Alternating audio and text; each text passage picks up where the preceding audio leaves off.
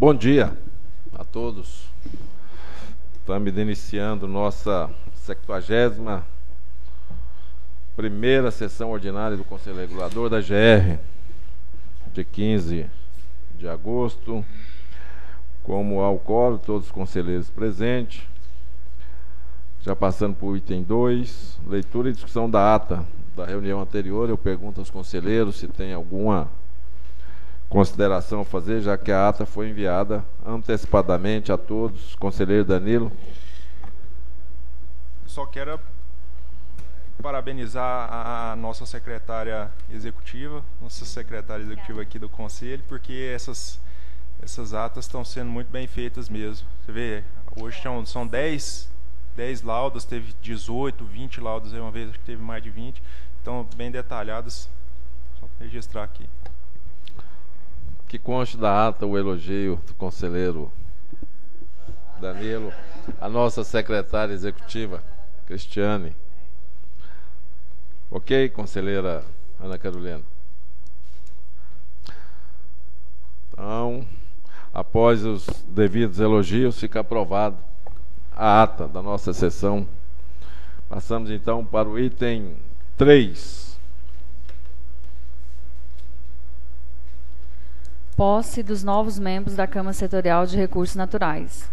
A indicação da Secretaria do Meio Ambiente e dos Recursos Hídricos, SEMAR. O senhor Bento Godoy Neto é o titular e o senhor João Ricardo Reiser, suplente. Queria convidar o senhor Bento, o João, sentar aqui na mesa, pegar uma cadeira dessa aí, para sentar aqui mais próximo da gente.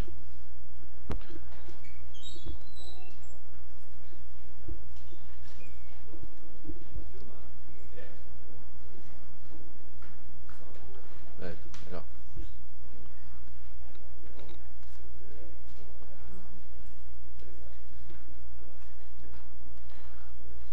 Tudo bem?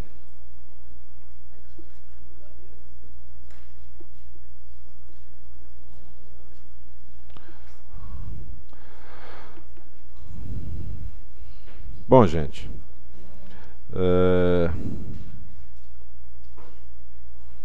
tem aqui a portaria, número 180 e 181, nomeando para a Câmara Setorial de Recursos Naturais, o senhor Bento Godoy Neto como titular e o senhor João Ricardo Reiser como suplente da Câmara. Está aqui presente o Cláudio, que é o gerente aí da área de recursos naturais. Eu queria inicialmente desejar boas-vindas aí aos conselheiros agora empossados. Queria dizer que só para dar uma visão geral para vocês, em fevereiro do ano passado foi feita uma mudança na estrutura da GR.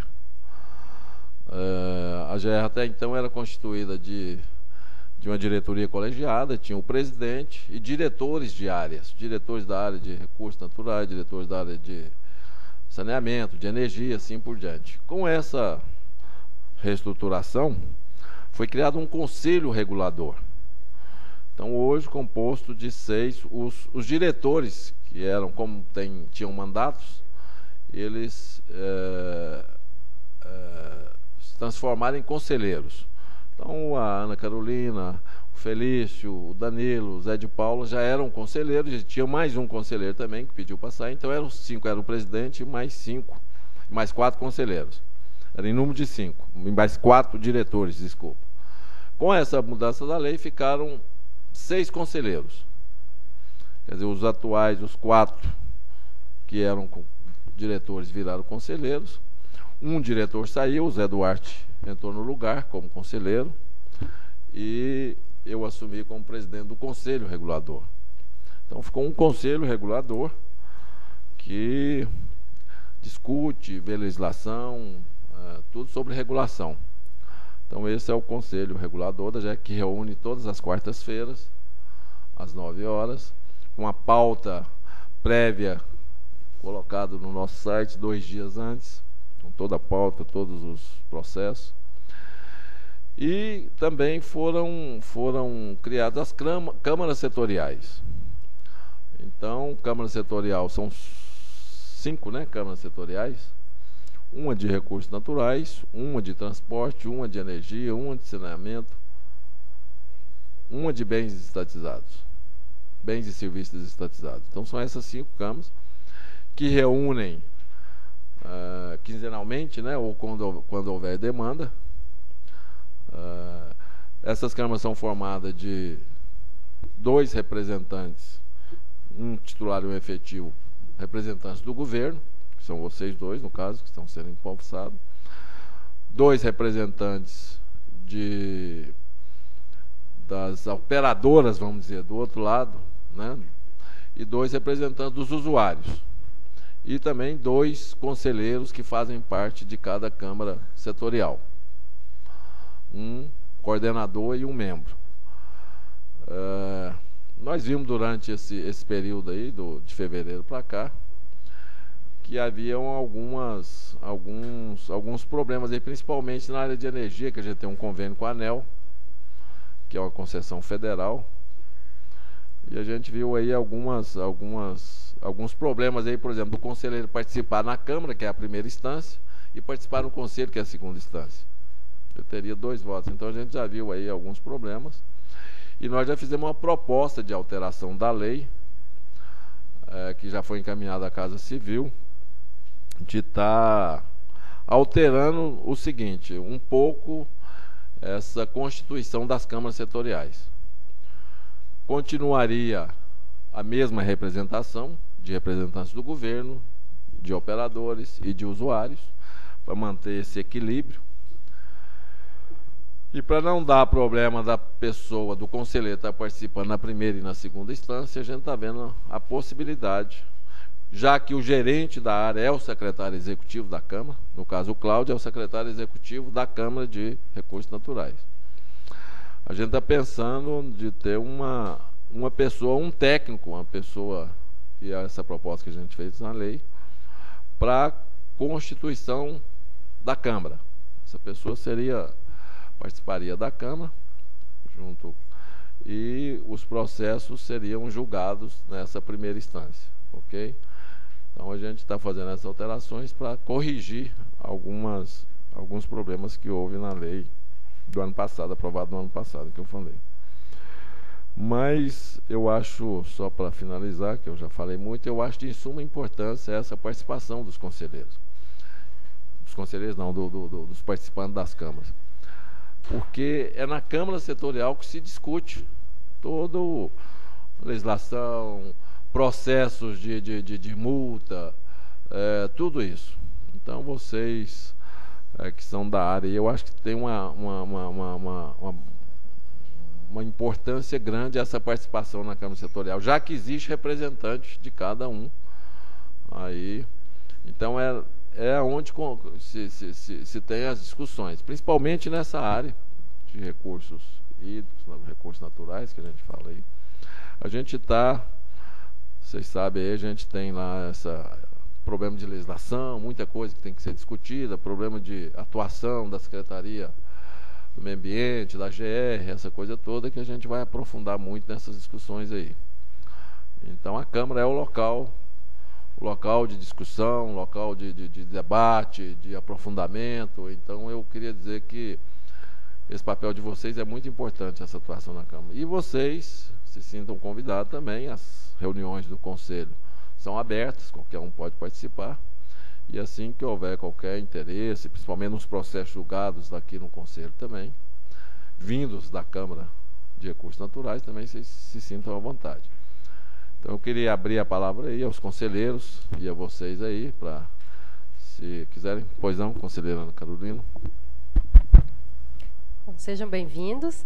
E eu só gostaria de ressaltar que o papel da SEMAR é muito importante nas nossas câmaras, porque principalmente os outros membros, que é dos usuários, representantes dos usuários, dos operadores, eles têm muitas dúvidas.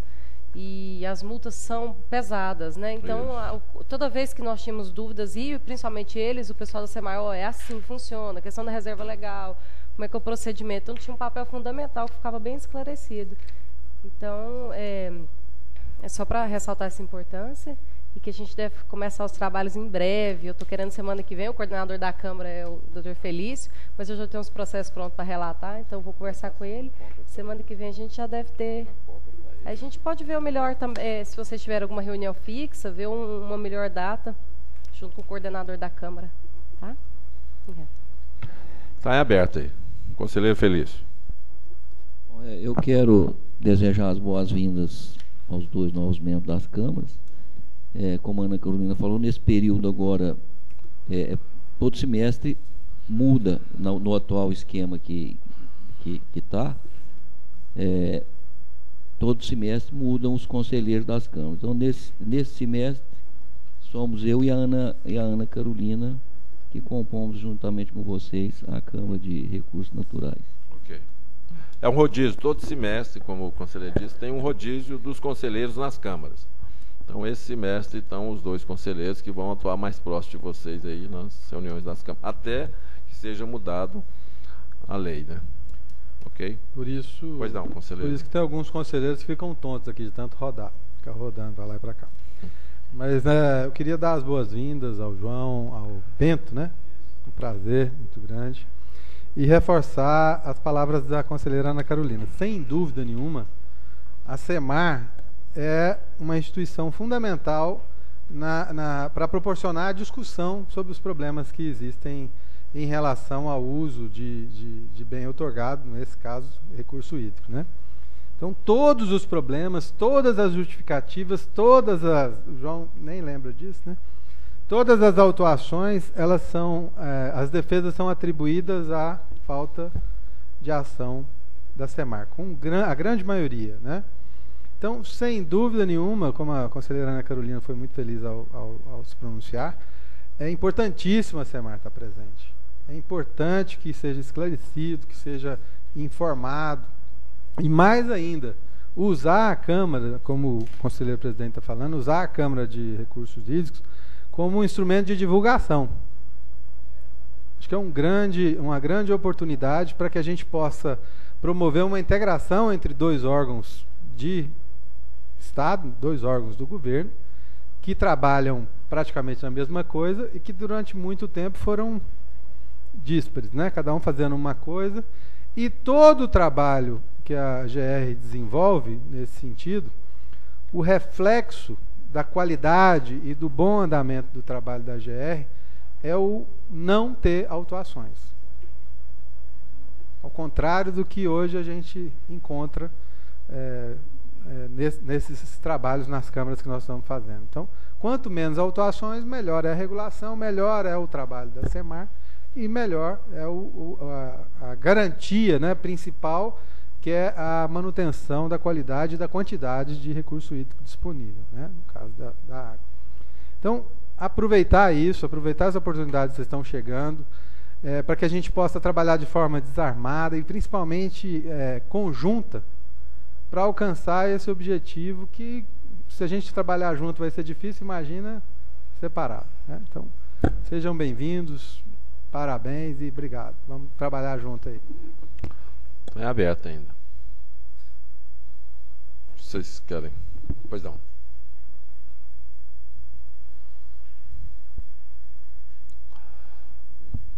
Alô, oi. Tá. Novato, né? Mas é uma grande honra compor essa Câmara. Eu vejo como um ambiente de diálogo, realmente, com a sociedade, que é isso que a gente tem buscado, essa aproximação com os usuários de recursos naturais, em especial os usuários de recursos hídricos, na superintendência também. A gente tem trabalhado, a gente tem algumas coisas que têm que ser feitas, principalmente essa regulamentação entre a fiscalização de recursos naturais, em especial recursos. Temos sim que somar forças, a SEMAR e a GR, sim. Agora, é de suma importância que essa fiscalização esteja bem regulamentada, para que o cidadão saiba quando ele está transgredindo, quando não está, e o que ele está passivo de seu. Mas a nossa missão mesmo é essa aproximação dos setores usuários E é isso, eu acredito que possamos somar muito, porque o governo ele precisa disso, precisa de diálogo, né? E intercâmbio de informações, principalmente também, entre os diversos órgãos, que acima de tudo nós somos governo e temos que ter a missão de servir o cidadão, em última instância. Tá? Muito obrigado, e é um grande prazer estar aqui. Obrigado. Bom dia a todos, todas.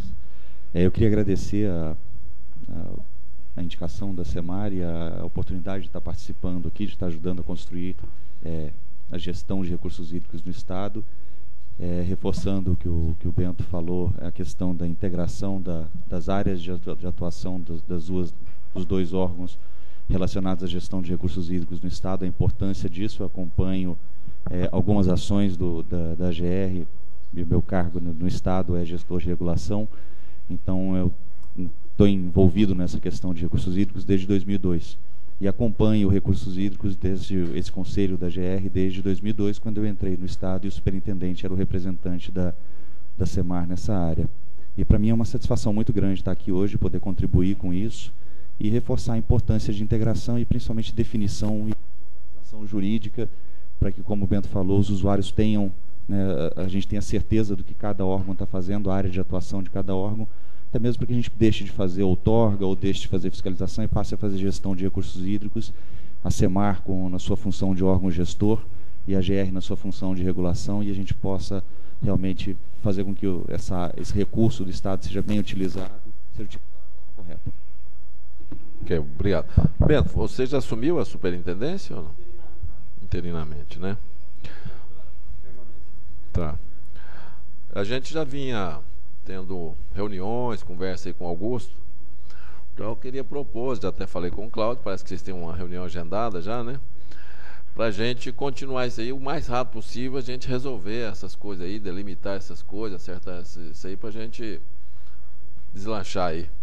Então eu já falei com o Cláudio, combinar aí com você, marcar uma reunião, eu quero participar, é bom os conselheiros também participar, para a gente acertar essas coisas aí, ok? Então, mais uma vez, sejam bem-vindos, estamos aqui à disposição, ok? Vocês fiquem à vontade aí, se quiserem ficar ou se retirar, fiquem à vontade, ok? Obrigado por tudo, tá?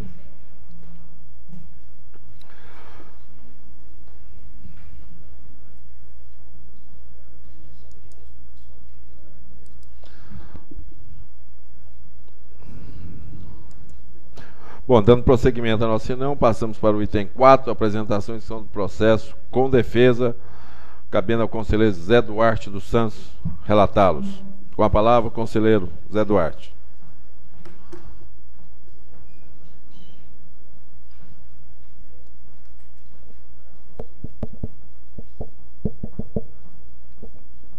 Está funcionando.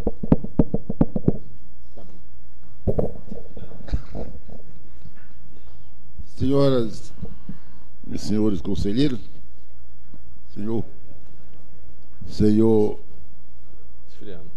conselheiro presidente,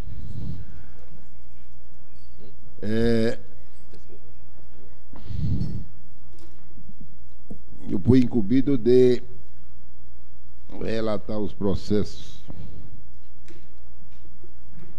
de origem da NTT, que é o 4.1, 4.2 e 4.3. Neste caso, nós estamos funcionando como primeira instância. Processo 2010, final 6463, interessado Real Expresso, limitada, o ato de infração 856284, infringência do artigo 2º, inciso 3º, a linha D da resolução 3075/2009, que é alterar sem prévia comunicação à NTT o esquema operacional da linha. A defesa da operadora foi feita tempestivamente, foi analisada pela SUPAI e corroborada pela gerência jurídica, considerando que não havia absolutamente nenhum fato relevante que ensejasse a modificação da penalidade aplicada. Nesse caso, o relator,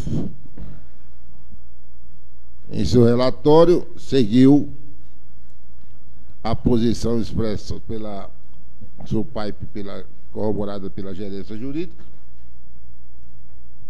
e, ao elaborar o seu voto, considerou como relevante essas manifestações dos organismos da AGR e desconsiderar os argumentos da defesa apresentada pela operadora.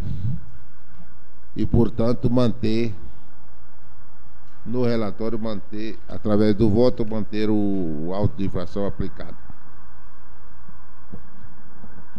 Eu vou passar a ler o voto, passar a ler o relatório, que sucintamente descreve o fato em si. O senhor pode correr, que é a polícia. Relatório. Trata-se de processo referente ao auto de infração 856.284, lavrado em desfavor da empresa Real Express Limitada, em fiscalização de rotina no terminal rodoviário de Itumbiara, Goiás. Foi constatado que a empresa Supra realizava a viagem de Goiânia para o Rio de Janeiro e efetuou o embarque de passageiro do terminal, sendo que não possui seção neste local.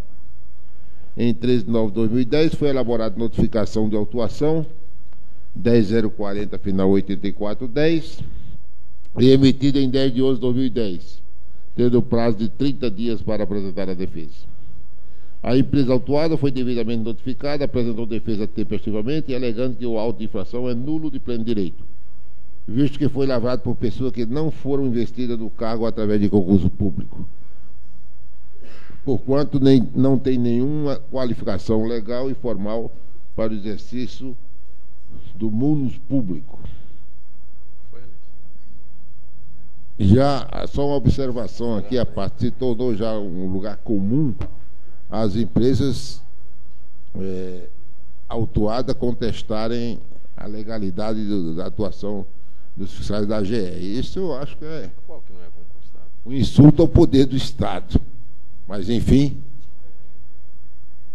a competência do fiscal de autuar, porque não é servidor público concursado, porque não tem curso disso, daquilo, outro. Não é o caso aí, não. Não. Todas as empresas estão alegando. Mas tinha uma lei que amparava. Claro. Isso aí é desconhecer a lei e ignorar o poder do Estado sobre a fiscalização e sobre o controle das atividades públicas a ele atribuída e concedida sob sua fiscalização. Sobre isso, viu, conselheiro, eu tenho nas manifestações finais aqui, eu tenho uma coisa a colocar em relação a isso. Eu quero até, depois eu vou colocar. Sobre fiscalização. Pois não, senhor presidente, eu virei com grande atenção o seu pronunciamento, mas se o senhor me permite, só concluir aqui o meu de relatório. Alegou ainda que é detentora da linha Goiânia, foi você que mandou falar, e detentora da linha Goiânia, Rio de Janeiro, e, portanto, efetuou a operação mesmo em perfeita harmonia com o esquema operacional autorizado pela NTT. Arrematou dizendo que a cidade de Itumbiara encontra-se às margens da rodovia e, por ser uma comunidade carente, a empresa, para reduzir custo de deslocamento dos passageiros até Goiânia, faz a parada naquela cidade para possibilitar o embarque e desembarque, evitando assim mais gastos para os usuários no percurso até a cidade de Goiânia. Por fim, requereu a anulação do referido auto.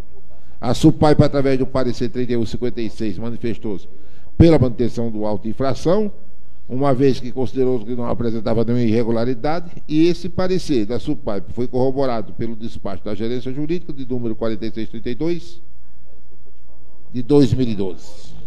Por força do despacho 536/2012 do gabinete, tendo em vista o que consta dos autos, encaminhou-se o presente processo ao conselheiro José Eduardo dos Santos para relatar em reunião do Conselho Regulador da GR. Em síntese, é o breve relatório.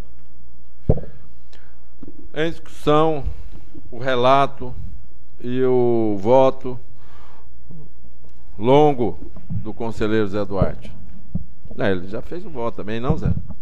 Posto isto, e tendo em vista todo o exposto, após minuciosa análise, considerando que o procedimento é regular, ante a ausência de qualquer vício na lavratura do auto 856.284, uma vez que as razões apresentadas pela empresa real não devem ser consideradas devido à ausência de amparo legal e por inconsistência e prejudicialidade do que se refere aos fatos apresentados, manifesta-se esse conselheiro, por conhecer, negar o provimento da defesa apresentada pela autuada e manter o referido auto de infração. Goiânia, 1º de agosto de 2012.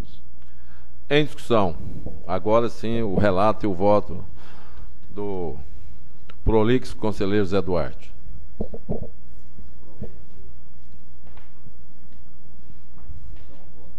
Os dois. O senhor pode se manifestar pelo relatório e o voto ao mesmo tempo. Eu voto pela manutenção do auto de acordo com o conselheiro relator. Todos concordam com o voto, conselheiro? Aprovado. Com os dois conselheira da Carolina. Aprovado. Por unanimidade, inclusive da conselheira Ana Carolina. Não, conselheira Ana Carolina. Jaqueline é a secretária do Meio Ambiente. O processo... Próximo. A seguir vem os dois processos, 2010-6492 e o 2010-5378, que pela legislação da NTT, que são processos de origem da NTT, que pela legislação da NTT não estão devidamente qualificados com relação à questão da representação e das procurações legais, portanto, o relator mantém a posição expressa pela SUPAIP e pela gerência jurídica, ele mantém o auto de infração tal qual foi apresentado no processo. Em discussão e voto do conselheiro nos itens 4.2 e 4.3, mantendo o auto de infração. Alguma consideração? Todos concordam com o voto do conselheiro? Aprovados por unanimidade. Item 5. Apresentação e discussão de processos com recurso a serem relatados pelo conselheiro José Duarte dos Santos. Bom, o item 5 diz respeito aos processos de origem do Estado, ou seja, de responsabilidade direta e objetiva da AGR. São processos com recurso e são processos que eu me permito me pronunciar em bloco, porque são da mesma natureza, é a mesma empresa e capturado no mesmo artigo e inciso da resolução 297, que é o processo 5.1, 5.2, 5.3, 5.4 e 5.5. O 5.1, interromper serviço sem prévia autorização, salvo o caso fortuito de força maior. O 5.2, idem. 5.3 também, 4 e 5 eu passo. Então, 5 processos capitulados no mesmo artigo, do mesmo inciso, da mesma resolução, e a natureza idêntica, e a empresa também, por coincidência. Portanto, eu me pronuncio no relatório referido a esse processo pela manutenção do auto de infração, seguindo humildemente o pronunciamento da gerência jurídica da GR, e estribado na lei, estabeleceu a regra. Todos concordam com o voto do conselheiro Zé Duarte em relação aos processos 5.1 a 5.5? O 5.6 e 5.7 é diferente? É diferente. Okay. 5.6 e Todos 7... concordam com o voto do 5.1 ao 5.1 ao 5.5? Aprovados por unanimidade.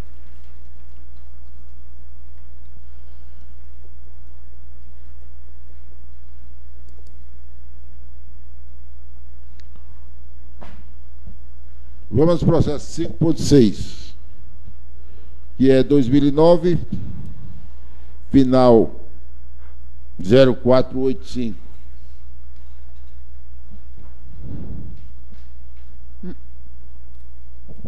Trata-se do processo referente à auto-infração número 13935, lavrado em desfavor da empresa Aviação Araguarina Limitada. Conselheiro, só confirmando, é o 5.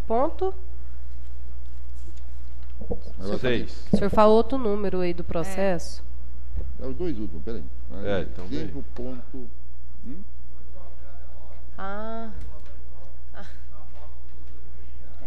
então é o 5... A minha o senhor faz essas alterações e não comunica ao interessado? Ixi. É que ele trocou a ordem. Então tem que ver aí.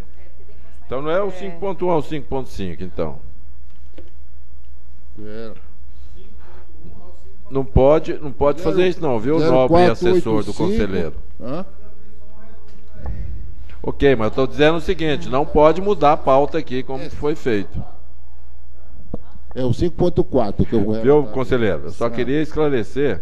Não pode, porque nós estamos qualquer votando mudança uma coisa diferente. na ata, né? Estamos votando uma coisa, ou votamos uma coisa diferente do que está aqui. Isso. Foi erro meu, assumo. Agora, fui confiado. Com sua permissão. Então vamos recapitular. É. Ok. Vamos recapitular então. Quais são que nós votamos em bloco? Quais são os 5 que nós votamos em bloco? Isso, pelos números. Os números do processo são: final 2009, 4691. Ok, 5.1. 2009, 0631. Ok. 2009, 4317. Ok. 2009, 1165. Só ficou Então, 5, são 4. só 4, então? Pra fora. Tem um lá do outro lado. Qual? E o 2009, 0426. Ok. Então agora o senhor vai relatar o 2009. O 2009. 0485 e 2009, 1371. A secretária executiva pediu a palavra. Eu só gostaria de ressaltar para a gente seguir a pauta, porque teve uma alteração na pauta passada, depois que já teve o relato dos conselheiros. Então, eu tenho um trabalho maior que eu tive que alterar a pauta para colocar ela certinha no site, porque a ata tem que seguir a pauta aqui do dia. Que foi publicado. Tá? Então, os assessores dos conselheiros me passar certinho a sequência dos processos que vão ser relatados aqui. De acordo com o que consta na pauta, né? Mesmo que você ponha em bloco, tem que pôr em bloco na sequência. Isso.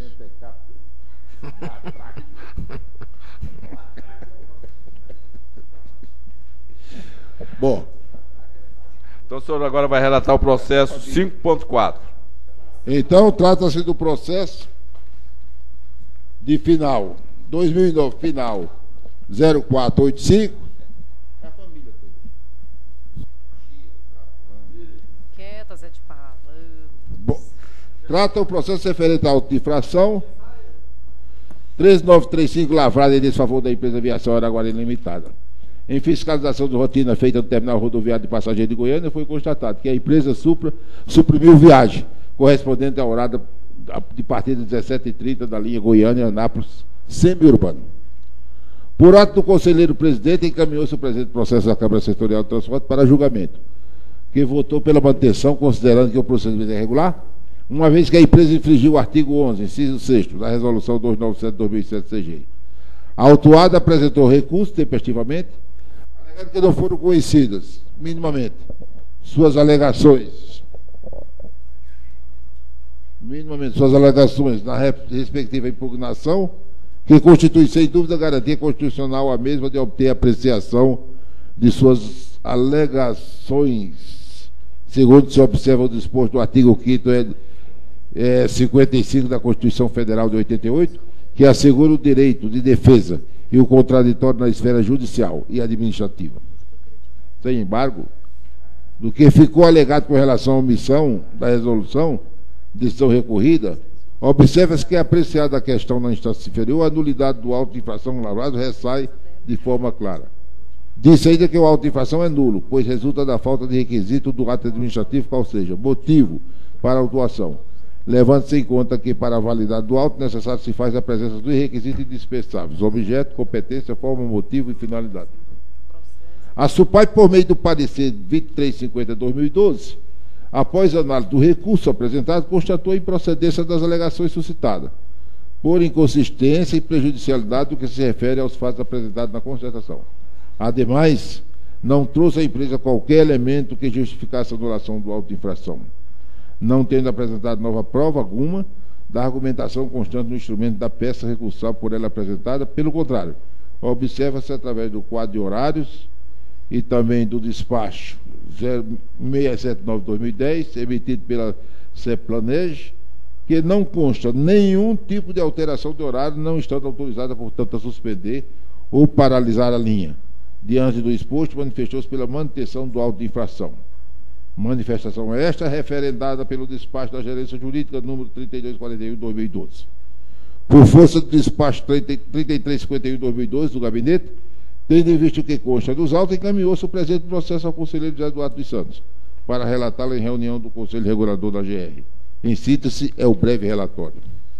Em discussão. Voto. Posto isto, e tendo em vista todo o exposto, após minuciosa análise, considerando que o procedimento é regular, ante a ausência de qualquer vício na lavratura do auto 13935, manifesta-se esse conselheiro por conhecer e negar o provimento ao recurso apresentado pela empresa Viação Araguarina Limitada, uma vez que as razões recursais não devem ser consideradas, mantendo-se o auto de infração. Todos concordam com o voto do conselheiro José Eduardo Santos? Aprovado por unanimidade. Próximo.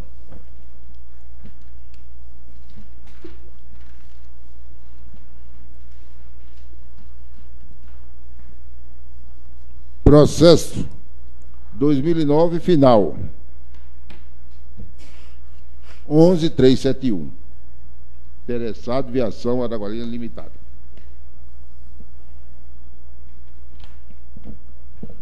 Trata o processo do relatório de fiscalização 50, lavrado em 23 de 11 de 2009, que trata da fiscalização referente à empresa Viação Araguarina Limitada, que constatou a infringência do artigo 12, inciso 27, da Resolução 297/2007 CG, quando, no momento da abordagem do município de Buzarlândia, constatou-se que a empresa Supra alterou o esquema operacional da linha Goiânia-São Miguel do Araguaia. Através do despacho 3561/2009, a Coanip informou que este foi elaborado conforme a Resolução 297/2007 CG. Encaminhado ao então gerente da área, este, através do despacho número 5087/2009 DT, acatou o despacho retro citado e determinou a lavratura do auto de infração respectivo. Em 21 de 12 de 2009 foi editado o auto de infração número 14023, que referendo os artigos e incisos da Resolução 297/2007 do CG e que não foram constatadas irregularidades na lavratura em comento. Devidamente notificada, a notificação de autuação 5784/2009 DT, tendo um prazo de 15 dias para apresentar sua defesa a partir do primeiro dia útil do recebimento desta, sob pena de julgamento da revelia, a autuada recebeu a referida notificação em 6 de 1 de 2010. A autuada apresentou defesa tempestivamente, onde alegou que o auto não pode subsistir, pois os passageiros locais preferem embarcar nos ônibus à margem da rodovia, onde encontram maiores oportunidades de viagem. Além disso, havia reclamação por parte dos usuários quanto ao tempo gasto na parada no terminal da cidade. Portanto, havendo interesse de ambas as partes em desfazer a parada à margem da rodovia. Por fim, pediu o cancelamento do auto e o arquivamento do processo. Aqui eu vou fazer uma observação em particular. Se prospera esse tipo de conceito, para que vai existir a GR, a regulação? Para que vai existir a norma?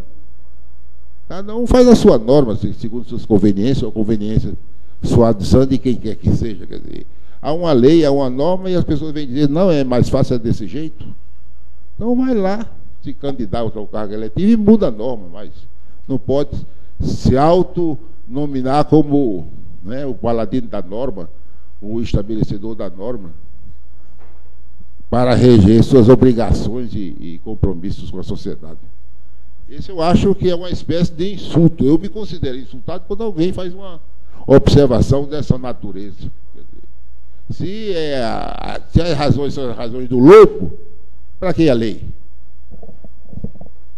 Bom, através do despacho 2443/2010, a Coanip solicitou da Diretoria de Transporte o quadro de horários da linha em questão, como também a informação sobre quando e qual mudança ocorreu, com a linha, inclusive, se houve paralisação.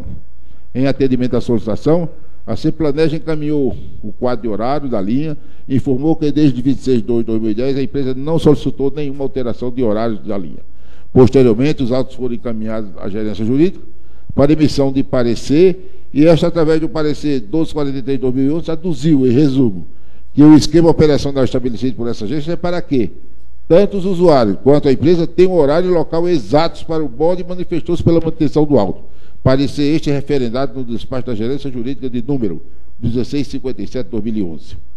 Por força do despacho 2689 de 2011, do gabinete, tendo em vista que consta dos autos, encaminhou-se o presente processo ao conselheiro José de Paula Moraes Filho para relatá-lo em reunião da Câmara Setorial de Transporte. Em seu relatório, o conselheiro manifestou seu voto pela manutenção do auto de infração.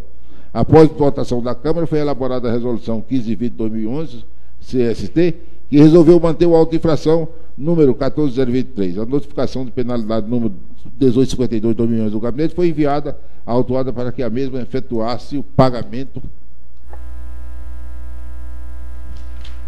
Está muito prolixo. Da multa ou apresentasse recurso ao prazo de 15 dias, e este o recebeu em 22 de 8 de 2011.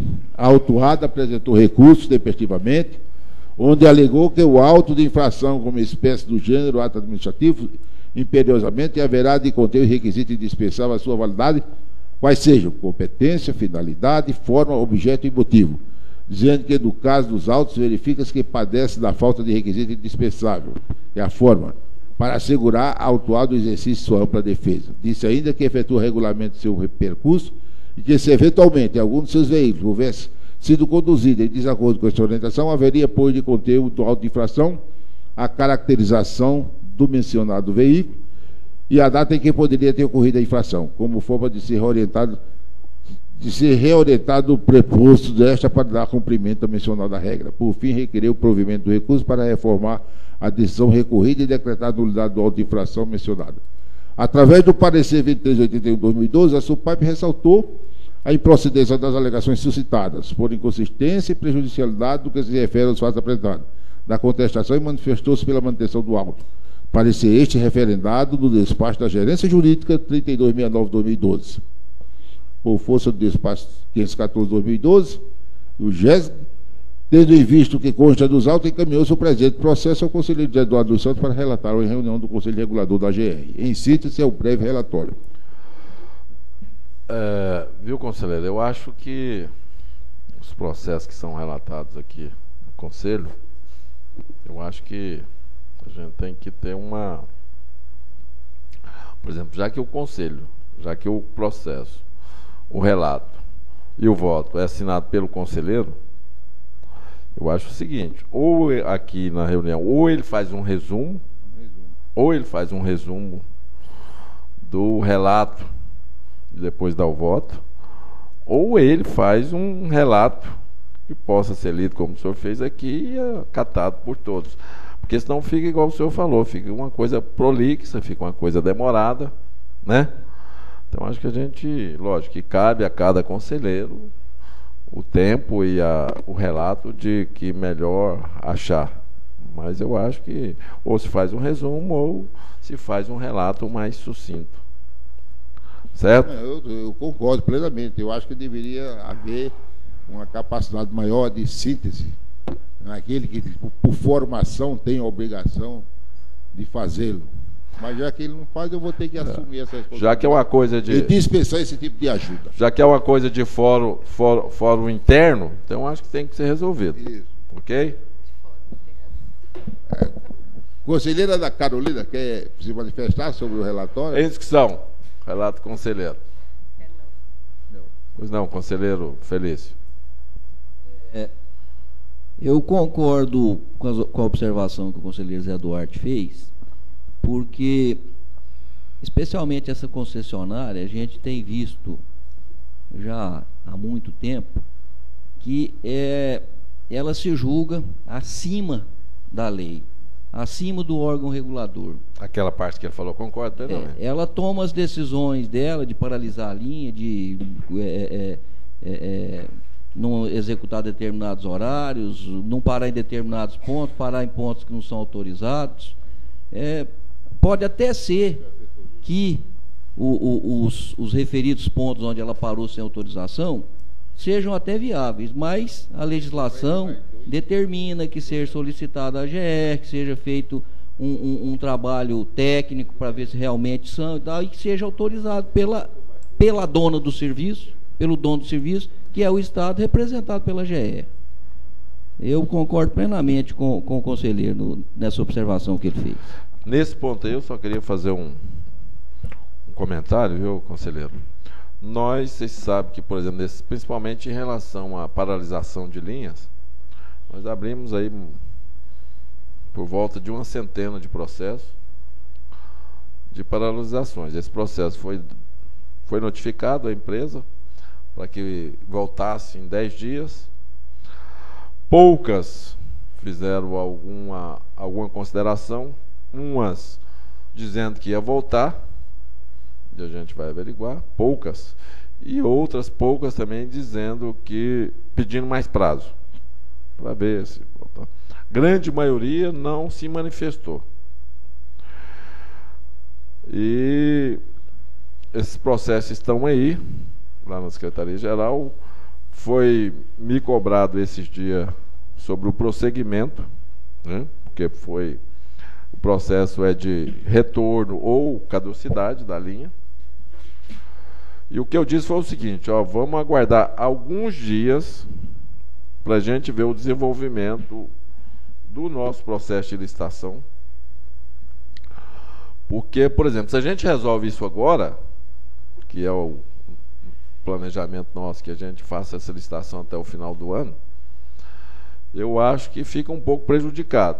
De qualquer jeito, a gente vai dar o prosseguimento, mas eu só pedi para aguardar uns dias.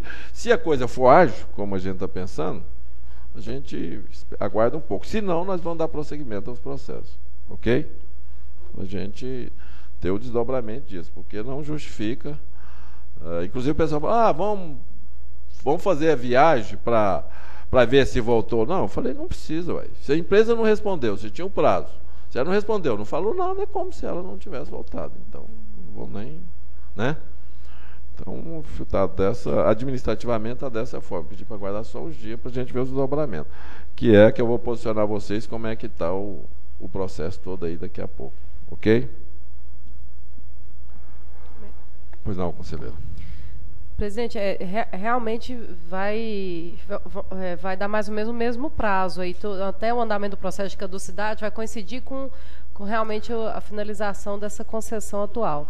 Mas, de qualquer forma, já que o trabalho já foi iniciado mesmo, seria trabalho extra, mas qual que é o objetivo? É mostrar o respeito às normas da GR e às determinações. Então, serviria de exemplo, porque muitas dessas podem voltar à concessão e saber que tem uma autoridade que determinou algo que não foi cumprido. Então, de todo jeito, serviria como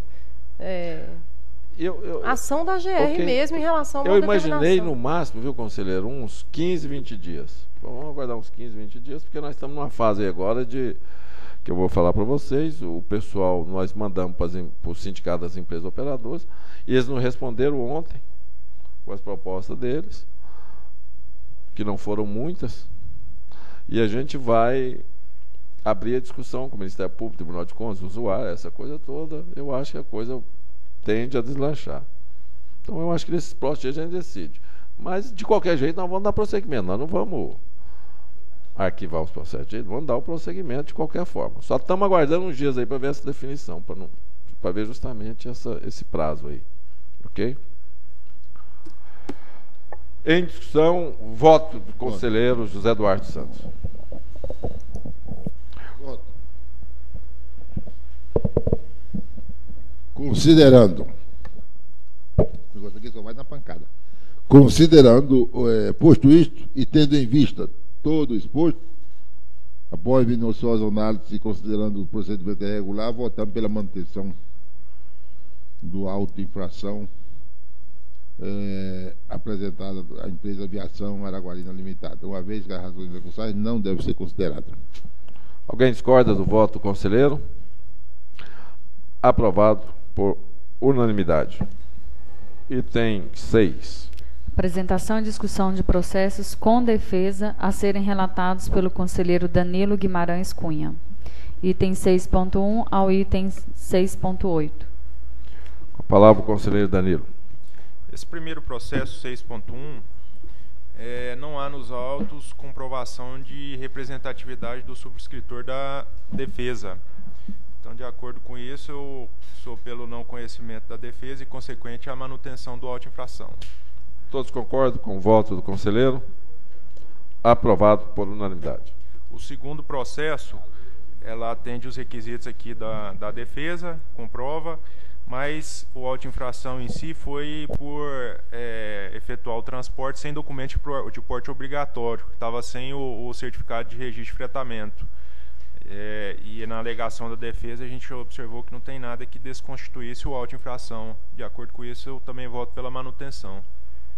Todos concordam com o voto do conselheiro? Aprovado por unanimidade. O terceiro processo, ele foi autuado, também era fretamento, ele foi autuado por transportar 3 passageiros que não estavam na lista. Aqui na defesa ele alegou um artigo da resolução 1166 da NTT que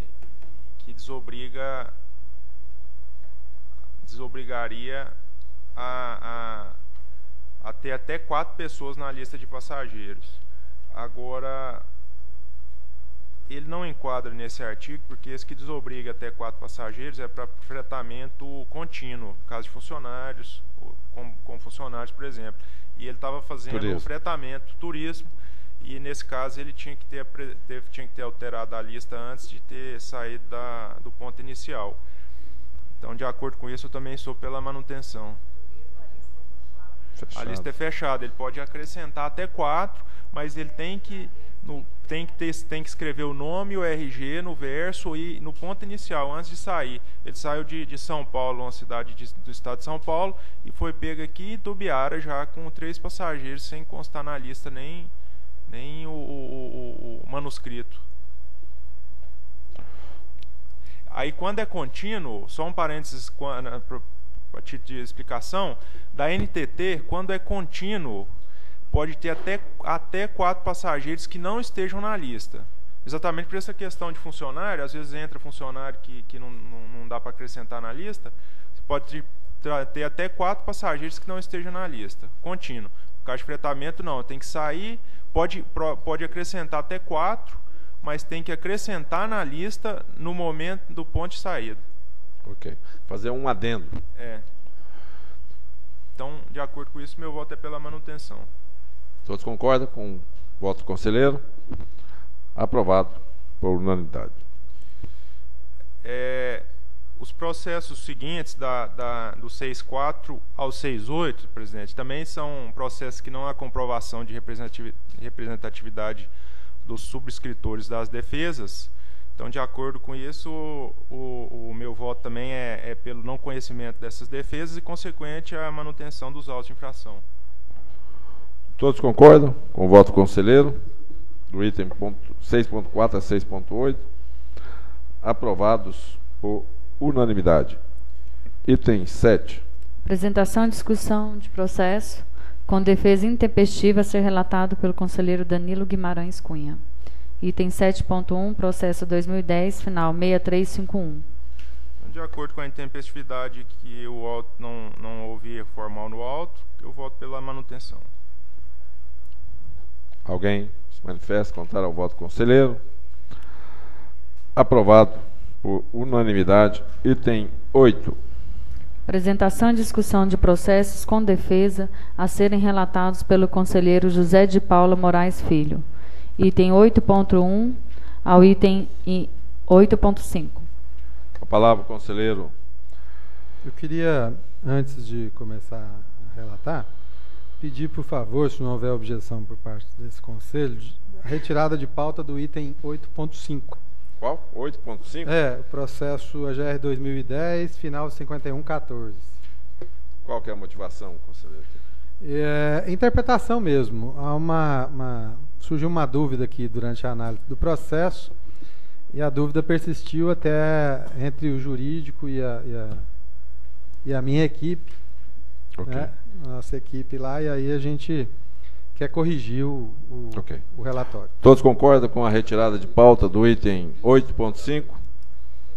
Aprovado a retirada de pauta. Continua a palavra com E outra coisa que eu queria colocar, senhora secretária executiva, por favor, fique atenta, que é eu queria levantar uma dúvida antes de começar a relatar, porque foi dito aqui neste conselho, na semana passada, que a gente ia estabelecer um procedimento padrão em relação a defesas, a procedimentos, como ou qual tal a NTT estabelece, que é a autenticação da assinatura ou da procuração que é juntada aos autos. E não é o caso que vem acontecendo. A gente tem aqui vários processos que tem uma procuração, uma cópia da procuração, e é levada em conta, ou era levada em conta até então. E a resolução diz que tem que ser uma procuração autenticada. Não, é o procedimento da NTT que foi falado aqui e que ficou decidido que a gente ia catar da mesma maneira. Até porque tivemos uma discussão ontem com a doutora Alice, com a gerente jurídica, em relação a essa situação. Por exemplo, tem aqui uma procuração com uma assinatura que é cópia. Pois é, mas então nós temos que mudar a nossa resolução. Isso, mas eu estou falando o seguinte, o procedimento agora, como é que faz? Ficou definido, o Danilo até sugeriu na última reunião, que seria uma súmula, né, que é a proposta do gerente da gerência técnica lá, do Luiz. E então, por exemplo, o que me levou a levantar essa questão é que, por exemplo, nós tivemos aqui o julgamento de um processo que não tem nada a ver com aquela empresa individual. Não, que era em função de uma denúncia de ação em desacordo a partir de um funcionário da GR.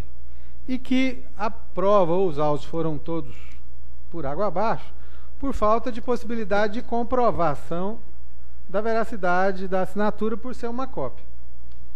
E aí nós vamos aceitar a cópia? E mais ainda, nós temos vários processos que são cópias de cópias autenticadas. E são tratados e assumidos como cópias autenticadas. Pois é, conselheiro, mas então eu acho que não deve ser só um procedimento, não. Acho que tem que ter uma resolução para dar conhecimento externo, inclusive. Deixa eu até fazer eu acho que já abriu para discussão, fazer algumas explicações a respeito disso. Eu estava conversando com o Luiz agora, antes, até aqui, sobre o assunto, e a gente já tem conversado sobre isso.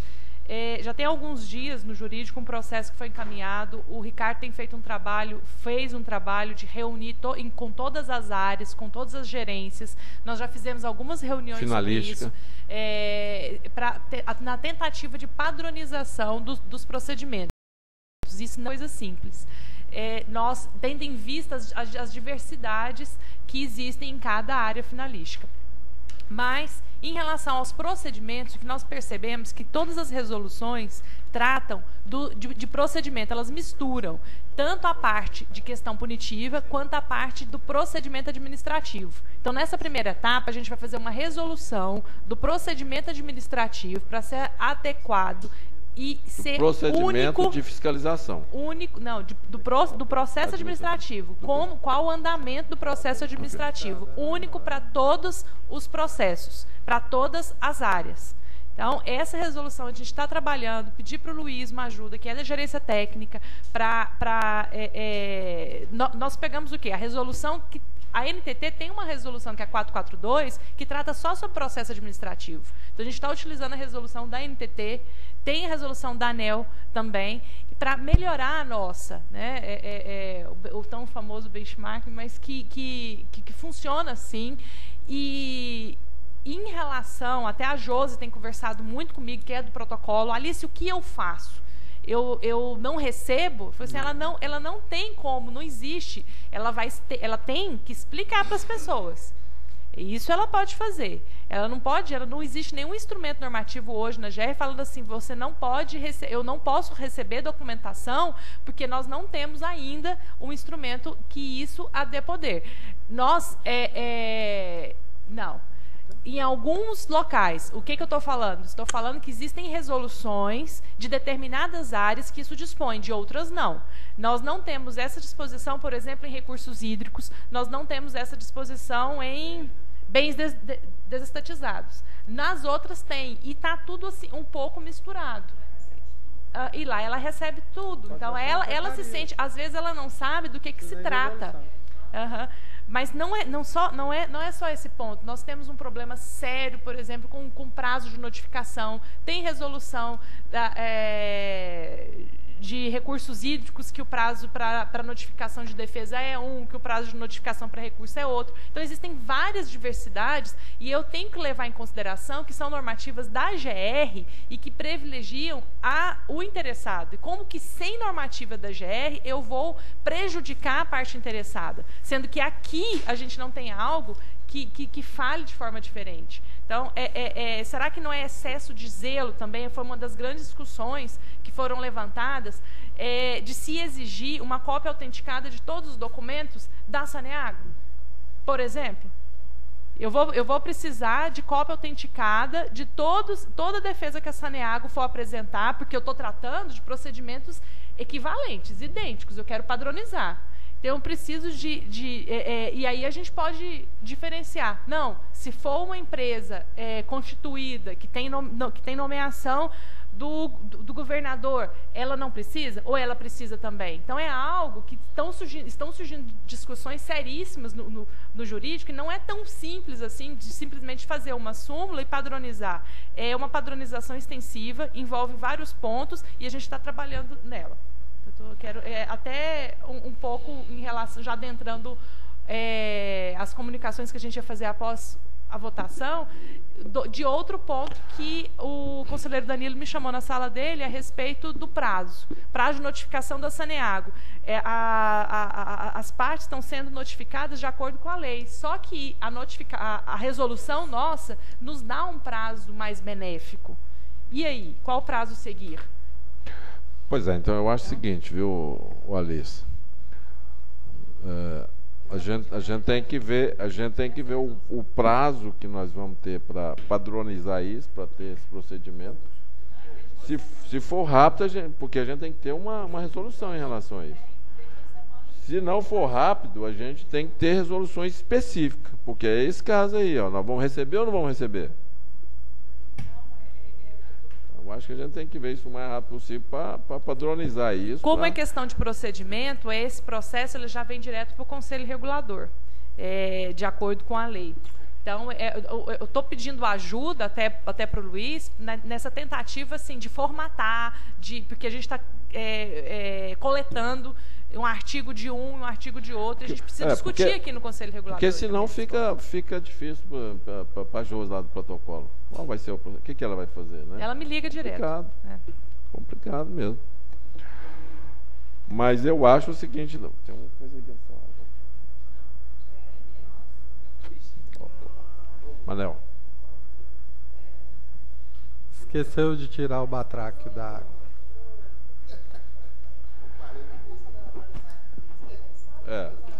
Não, e a Josi, ela é super esperta, ela sabe, mas essas coisas tem que ter um padrão, tem que ter uma normatização. Eu acho o seguinte, aí, conselheiro, eu acho o seguinte, a gente vem fazendo isso durante esse tempo todo. Aí compete ao conselheiro se não quer colocar isso agora, ou se coloca e espera a resolução. Eu acho que não vai ter jeito de retroagir para prejudicar, né? É lógico. Eu vou propor então o seguinte, porque o conselheiro Danilo está dando uma sugestão aqui de algumas coisas, porque tem circunstâncias, tem várias situações diferentes. É engraçado que é a mesma empresa e várias que empresa várias que condições. É Maia. A Maia, ela tem um problema mesmo, não sei se resolveu, porque ela foi vendida, o pessoal não mudou o nome, mas mudou então essa coisa aí tem uma... Pois é, então eu proponho que esses que estão em dúvida, que é o do item 8.1 a 8.4, também sejam retirados de pautas. Se for o caso, a gente põe na próxima reunião, para a gente discutir melhor como que nós vamos definir essa situação, porque por mim, ao avaliar todos os processos, eu os colocaria como é que você fala? Que não tem comprovação da representação, e todos eles seriam com defesas desconhecidas, não conhecidas. Não, tudo bem, mas aí nós temos que definir aqui o procedimento. Eu, pelo que eu conheço, viu, conselheiro, essa não tem mesmo, não. Até agora, até um tempo atrás, quando nós fizemos umas reuniões aí. Não, mas aqui tem mudado bastante. Tem mudado, não. Tá bem organizadinho. Não, eles não mudaram da água pro vinho. Tem certidões, tem tudo, só que o único problema é que todas as procurações são cópias. Ok. Algumas são procurações públicas e outras são extrajudiciais que cópia. O cara pegou só uma assinatura. Mas se até agora a gente aceitava isso. Não, mas a NTT não aceita. A Alice acabou de falar. Ok. Esses são da NTT. Então é uma situação complicada. Ou a gente vota aqui como todas como não conhecidas as defesas por esse motivo. Mas é porque eles podem ter o original e fazer de acordo com a resolução deles. Né? Por isso que eu estou falando. Okay. A dúvida era essa. Pode pedir para eles. Nós não podemos notificar de novo, né? Não tem jeito. Mas eu acho que pode pedir verbalmente. Ué. Não, mas esses processos são da NTT. E da NTT quem notifica é a própria NTT. Aí o que foi passado, a pessoa que está analisando os processos, que há necessidade para os processos da NTT da fotocópia autenticada. O que eu estou falando são dos outros processos daqui da GE. Então pronto, então todos Então acho que você pode relatar da forma que o Danilo faz. Não, todos são. Então eu queria só que fizesse a correção na pauta, que dos itens 8.1 a 8.4 também vão compor o item 9. Eu acho mais ainda, viu, Alice? Na hora que a gente acertar esse negócio dessa resolução, a gente dá publicidade à resolução da NTT também. O pessoal está sabendo. A nossa e a deles. Porque às vezes o pessoal não sabe também.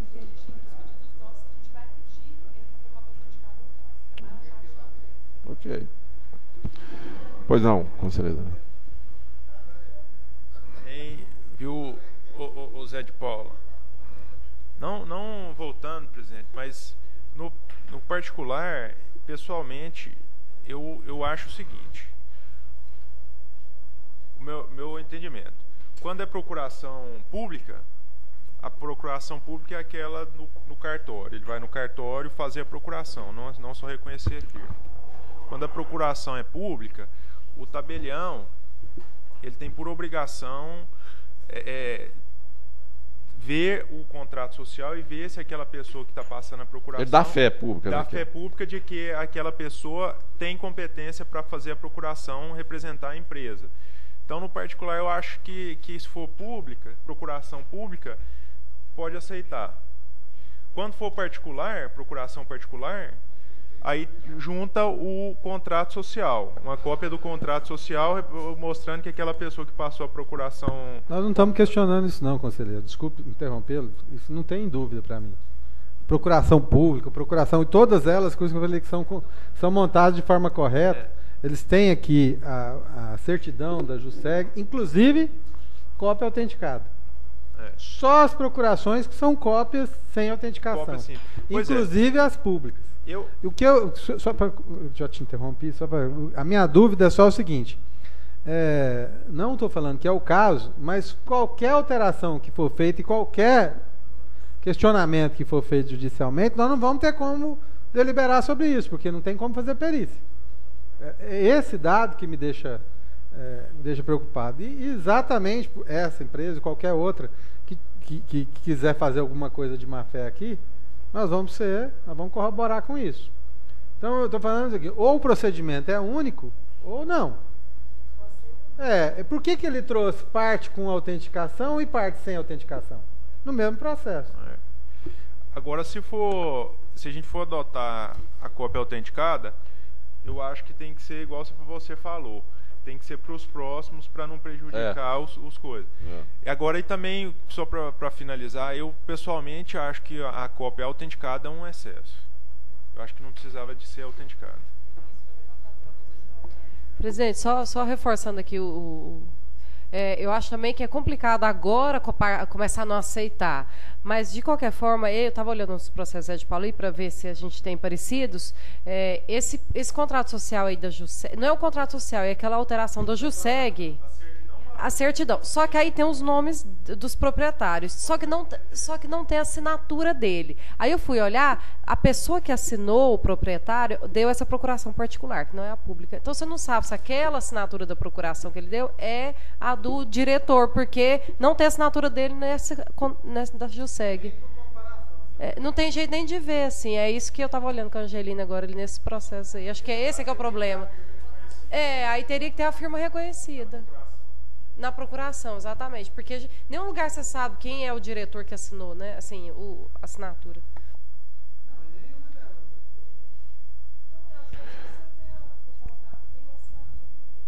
Conselheiro Felício. A resolução da NTT não determina que tem que ser cópia autenticada? Então. Não.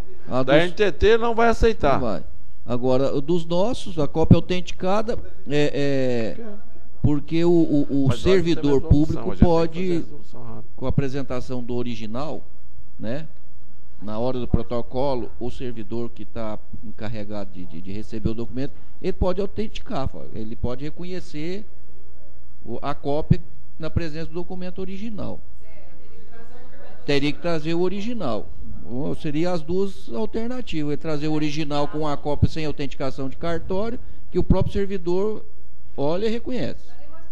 É o que tem acontecido. Outro dia eu fui no VaptVupt, no Detran, ele faz assim, a Saneago faz assim, a Celg, eu fui na Celg também. Gente, eu acho que a gente tem um confronto aí, né? Da gente ter a preocupação da coisa legal, certa, correta, com um processo de desburocratização que existe também, de você tentar simplificar o máximo possível, já que a coisa pública é tão criticada, tão, né?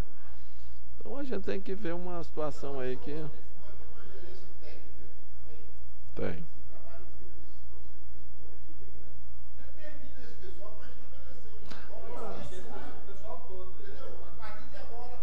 Ah, pai, é o que ela falou, já estão fazendo isso há muito tempo. Não é só o Luiz, o Ricardo, então.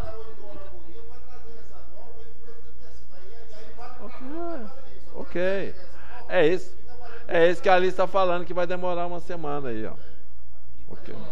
Uma semana, 15 dias. Uma semana a gente traz as discussões que tiverem dúvidas no próximo conselho e daí a gente termina. Não, Zé, isso não é simples assim não, pá. Já fizemos. Rapaz, você não imagina.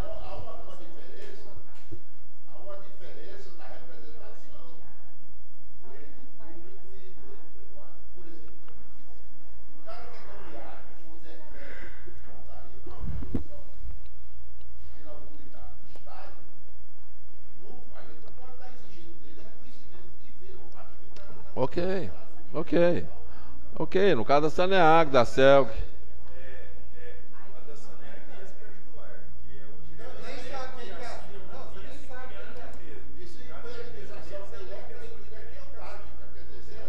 Não, mas isso nós podemos padronizar. Lógico. Ou a quem ele delegar, mas formalmente. Ok. Na resolução tem que ver isso. Ou o presidente ou a quem ele delegar especificadamente para isso. Bom, gente, então vamos adotar o seguinte. Então, só para ver o conselheiro. Não vai retirar não ele. Vai votar, não vai dar reconhecimento. Ok? Só vai tirar o último. Ok.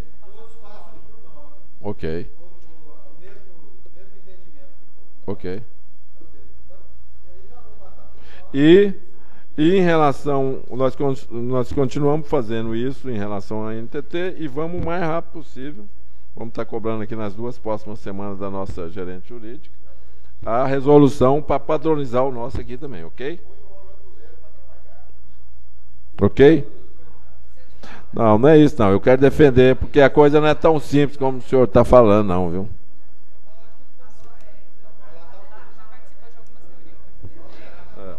Inclusive, eu já participei de várias reuniões na tentativa de padronizar essa coisa aí da área finalista. Não é fácil, tem muita coisa aqui. Ok, então? Todos concordam com o voto do conselheiro José de Paula? 8.1 a 8.4. Aprovados por unanimidade e com a retirada do item 8.5. Sem ok? precisar votar, né? Pois não, Não, mas é isso mesmo. É porque É nós manutenção, discutimos porque- tanto e achei que o voto seria esse. Aprovados, então, por unanimidade. Item 9. Apresentação e discussão de processos com defesa não conhecida a serem relatados pelo conselheiro José de Paula Moraes Filho. É o item 9 que nós acabamos de falar, então seria agora o 10, também sem defesa, e o voto é pela manutenção dos referidos autos de infração. No 10. Ué, porque resolveu. 9 e 10, então? Isso. 8, 9 e 10. Ok. Todos concordam com o voto do conselheiro José de Paula Moraes Filho? Conselheiro José Eduardo Santos com a palavra. Conselheira Ana Carolina, o conselheiro José Eduardo está te arguindo se você concorda com o voto do conselheiro José de Paula.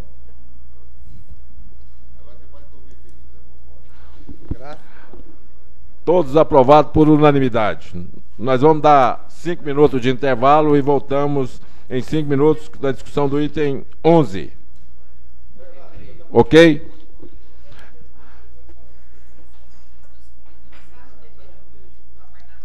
Retornando à nossa reunião, passamos para o item 11, outros assuntos de interesse desse Conselho Regulador. Eu pergunto aos conselheiros se tem alguma consideração. Com a palavra, conselheiro Danilo.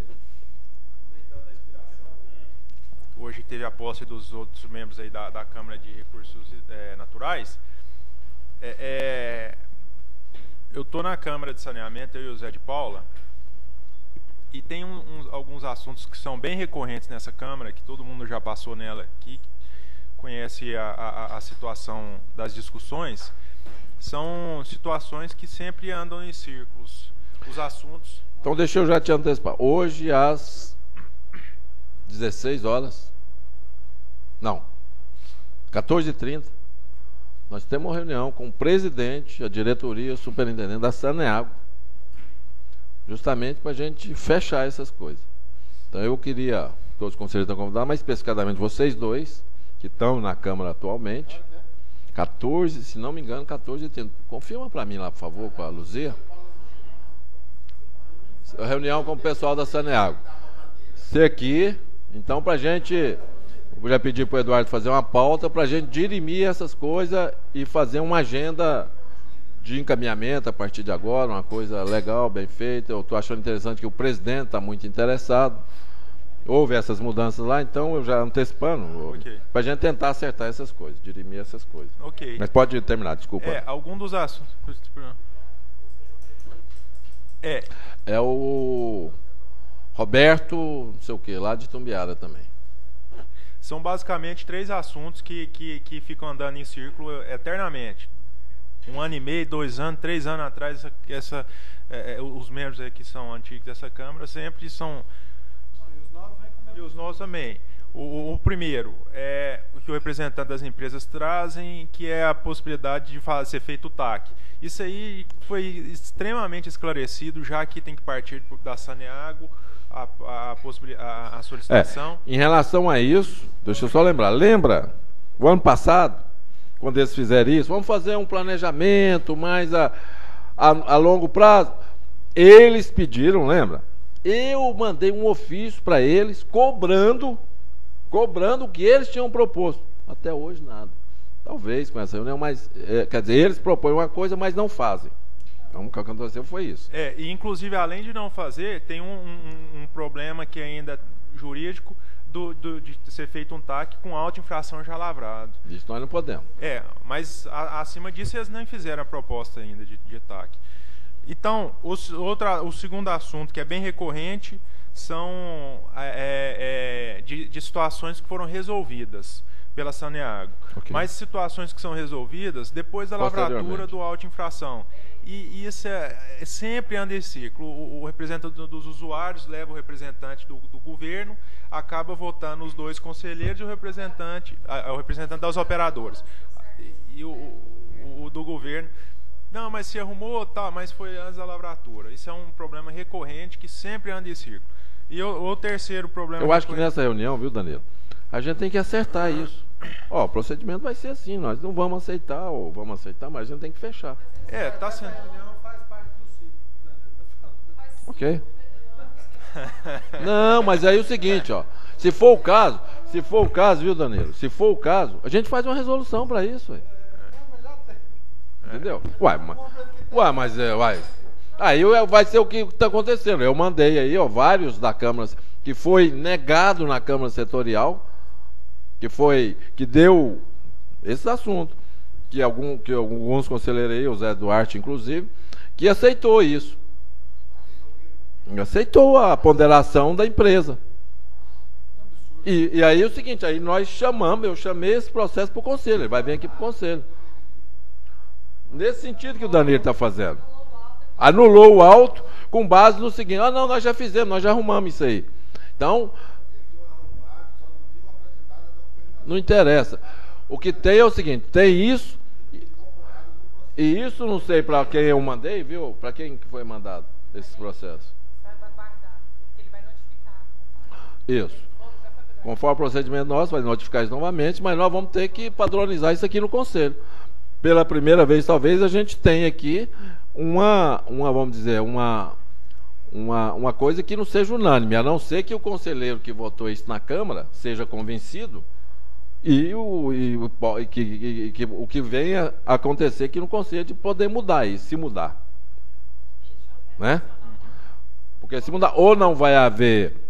se mudar, ou não vai haver consenso, não vai ser unanimidade, ou a não ser que o conselheiro que votou lá na Câmara ele seja convencido de que realmente se for essas mudanças, né, que o Danilo está falando. Como eram vários processos de saneamento e o que dispõe a lei, a legislação da GR, é de uma possibilidade do conselheiro presidente, na tentativa de novo de unificação, a gente já tinha feito uns recursos, só que por enquanto na lei não tem essa competência a nenhuma das áreas. O que existe na legislação da GR é que o conselheiro presidente ele tem o poder de avocar processos para serem discutidos aqui no Conselho Regulador. Como surgiram essas dúvidas, e são vários os processos do Saneago, nós sugerimos fazer uma padronização para esses processos e para os demais que isso acontecer. Foram encaminhados para o doutor Humberto, ele fez um despacho motivado, explicando, nós ajudamos, né, a Secretaria-Geral, motivando essa vocação desses processos, foram encaminhados para a área competente, que é o saneamento, ele vai notificar, com o mesmo prazo de recurso, a concessionária, que, se quiser, manifestar a respeito da vocação desses processos que vão ser votados na Câmara, do Conselho Regulador. Após o prazo semelhante ao do recurso, esses processos, se tiverem juntado a alguma manifestação, vão para a gerência jurídica, nós fazemos as nossas pontuações, nosso parecer jurídico e encaminha aqui para o Conselho Regulador. Então, ainda, o Eduardo Henrique, ele disse que ia fazer a notificação e encaminhar para a gente. Eu creio, como ele não encaminhou ainda, que ele nem notificou a concessionária. Eu até anotei aqui, porque vou cobrar dele. Acho que eu não assinei ainda não. Não assinou? Assinei então, mandando para ele. Mandando para ele. A defesa, o recurso. O que seria, ela vai poder apresentar para evitar o questionamento de burla à ampla defesa e o contraditório, tendo em vista que o doutor Humberto tem o poder, a competência de avocar os processos para o Conselho Regulador e ele fez um despacho motivando, a concessionária pode, desse despacho, apresentar a sua manifestação, no mesmo prazo do recurso. Então, ele vai aguardar... É como aquilo que a gente decidiu aqui, que tinha aquela que a gente tinha colocado aquela resolução, lembra?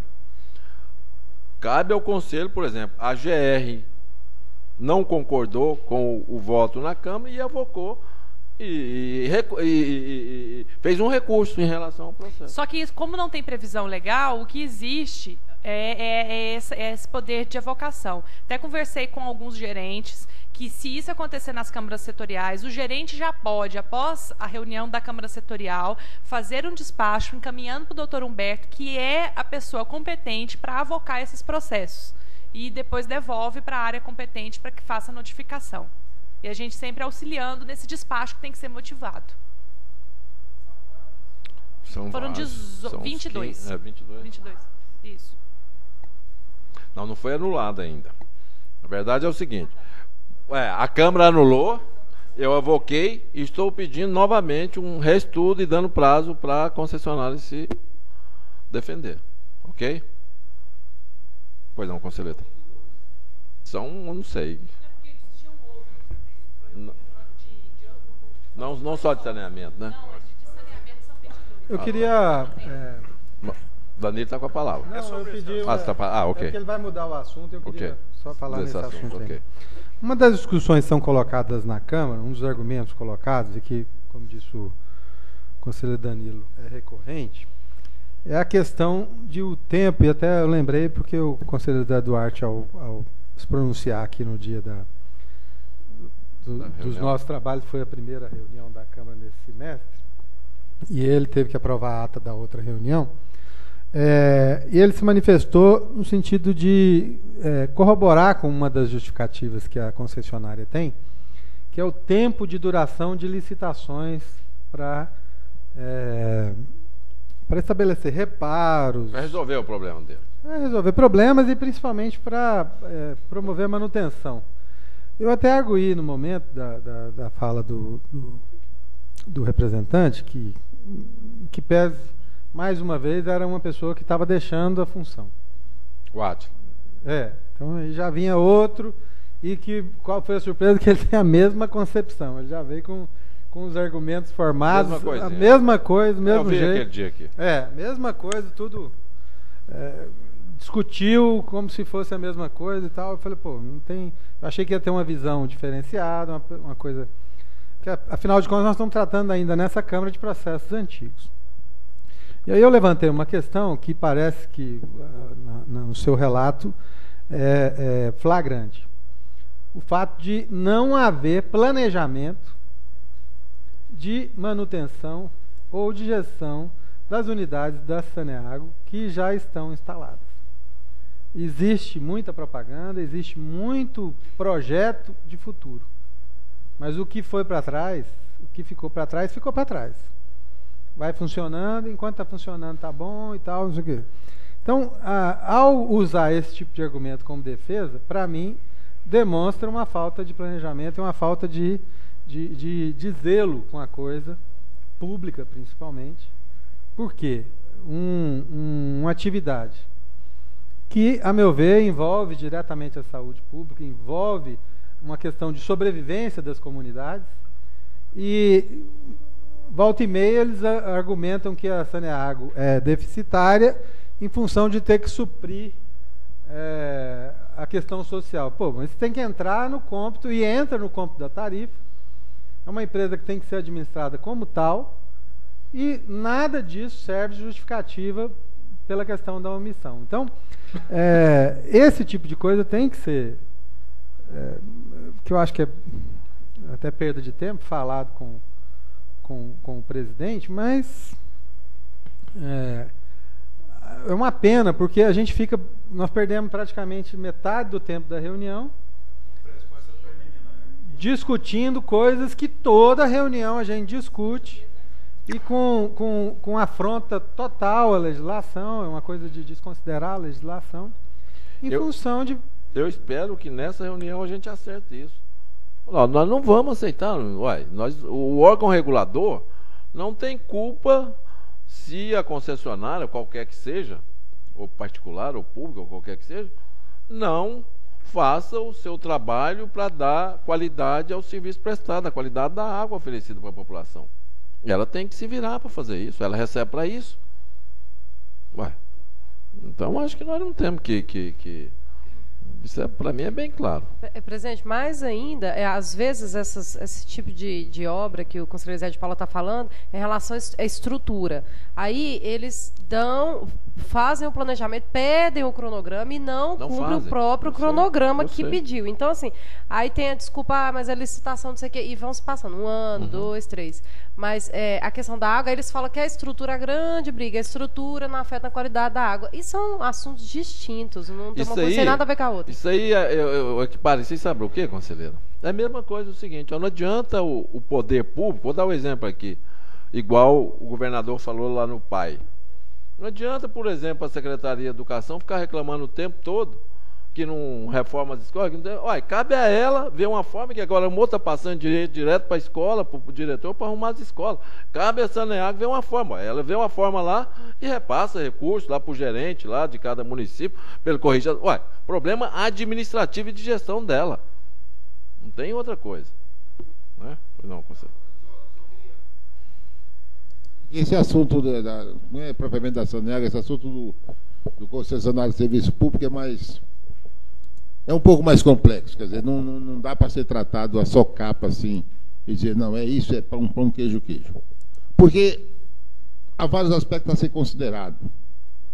No caso aí da Saneago, como no caso da CELG também, você tem problemas que fogem ao alcance do gestor da empresa. Quer dizer, há problemas, inúmeros problemas que fogem ao alcance. São empresas que, de uma forma ou de outra, trabalham dentro de uma ordem orçamentária, têm suas limitações, eles não podem modificar o orçamento, não podem alterar, e de repente surge um problema numa unidade qualquer, e aí vem a questão de que a empresa não pode chegar a desembolsar o dinheiro e pagar imediatamente o serviço e está resolvido. Tem todo aquele processo que nós conhecemos pela lei, regulado pela lei 8.666, que às vezes retarda mesmo. Aí teria o prazo de reestudar a questão de prazo e a questão do tempo exigido para a resolução do problema.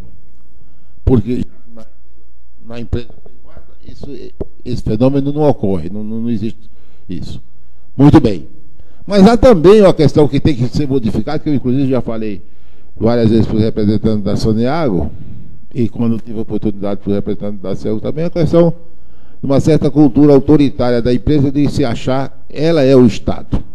Então não tem que dar satisfação a ninguém, quer dizer, o usuário está abaixo dela, o cliente está em segundo plano, ela é, digamos assim, a autoridade máxima, porque é quem não é assim. Hoje há uma mudança cultural que, por exemplo, as empresas já têm um setor lá que é formado para atender a questão da regulação. A Saneago parece que é a nível de superintendência, né? É. A CELG hoje é nível Agora é diretoria. De diretoria, de vice-presidência, para atender a questão de regulação. Já é um avanço.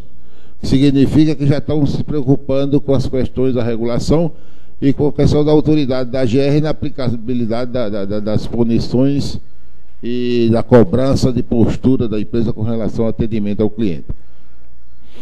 Mas, em todo caso, eu queria dizer para vocês o seguinte: os casos que passou lá por mim na Saneago, muitos deles a Saneago tinha resolvido o problema e não tem incluído no processo. Para você ver, quer dizer, a falta não só de responsabilidade de gestão, mas de comunicação, não, e o desprezo pelo órgão regulador. Quer dizer, não, nós resolvemos, não está resolvido, quer dizer, essas coisas têm que ser vistas. Por isso que essa reunião com essa diretoria é hoje. Hoje.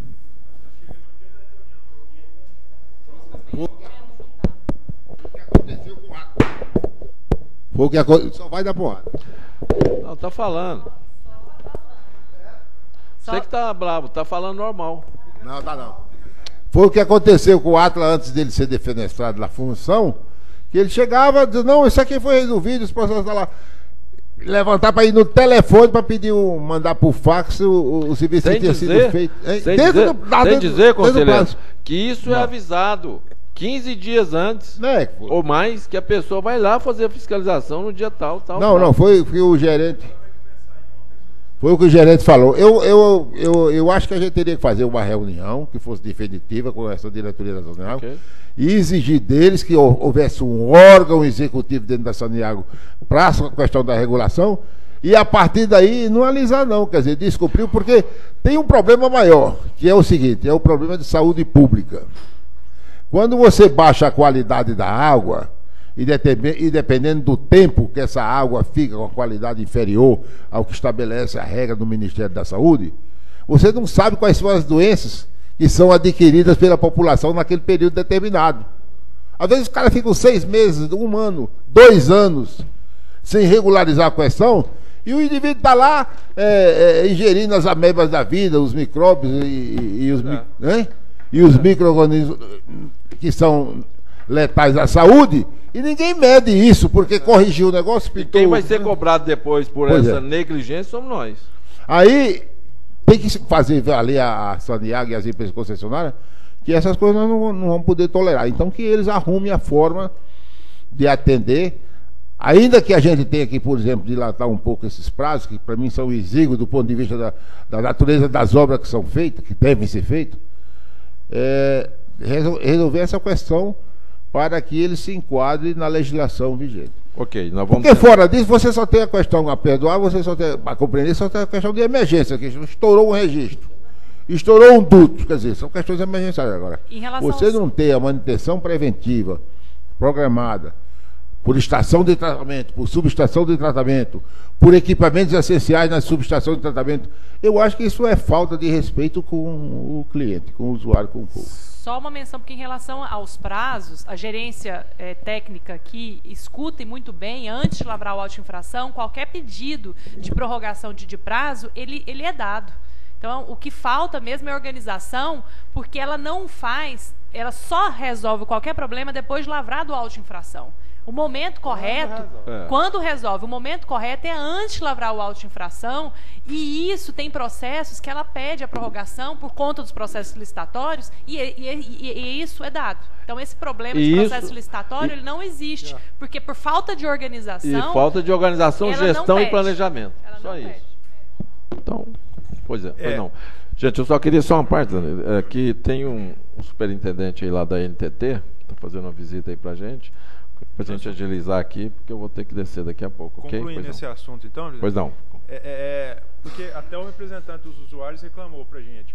Danilo, e ele tem votado com os pareceres da GR. Os outros dois, não.